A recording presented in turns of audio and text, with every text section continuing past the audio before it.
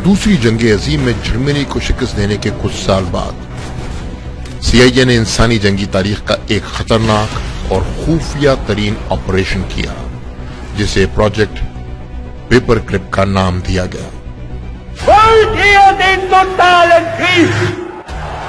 इस ऑपरेशन के मुताबिक हिटलर के टॉप क्लास साइंसदान और प्रोपेगेंडा जंग के माहिर अफराद जो जर्मनी की शिकस्त के बाद बेरोजगार हो चुके थे, उनकी कसीर तादाद को CIA में भर्ती किया गया। आने वाले वक्त ने साबित किया कि अमेरिका का प्रोजेक्ट पेपर क्लिप इतना कामयाब रहा कि आज मशरक़ वस्ता और मशरक़ी बहरुल काहिल में अमरीकी तसल्लुत इस बात का मुंह बोलता सबूत है। अब इस तनाज़ुर में पाकिस्तान के हालात को समझें। आज वो पाकिस्तान जिसके मिसाइलों की पहुंच हजारों किलोमीटर है,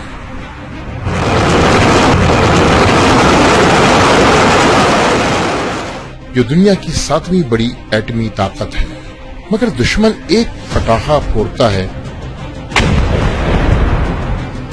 और पूरी कौम खौफ से कांपने लगती है। झूठी अफवाहें गर्दिश करने लगती हैं और मईशत का पहिया जाम होने लगता है। मेरे हमवतनों, दुनिया का नक्शा देखो। रूस, अमेरिका पाकिस्तान से कई गुना बड़े मुल्क हैं। बेशुमार सूबे हैं, लातादाद कौमें हैं, मगर अपने झंडे और नजरिए तले एक है। जापान में लातादाद जल्जले आए, रूस टूटकर फिर खड़ा हो गया। चीन एक खून रेस खाना जंगी के बावजूद हमसे आगे निकल गया।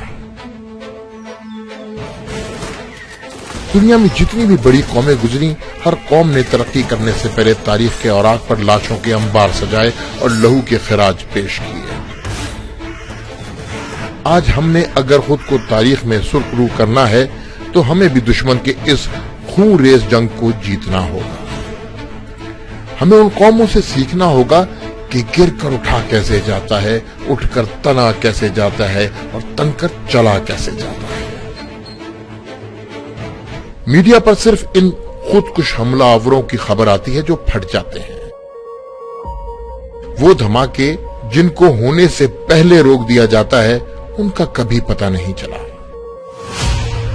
ये इक्का दुक्का धमाके भी रोके जा सकते हैं अगर पाकिस्तान का हर शहरी अपने इर्द गिर्द नजर रखे और किसी भी मशकूक शख्स की इत्तला फौरी सिक्योरिटी इदारों को करे।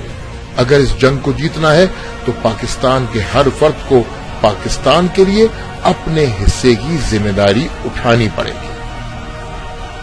लिहाजा ईमान को मजबूत रखें, मुल्क में नफरत फैलाने वाली अफवाहों को रद्द कर दें और यकीन रखें दुश्मन की साजिशों के खिलाफ हमारा ये रद्द ही असल रद्दुल फसाद होगा।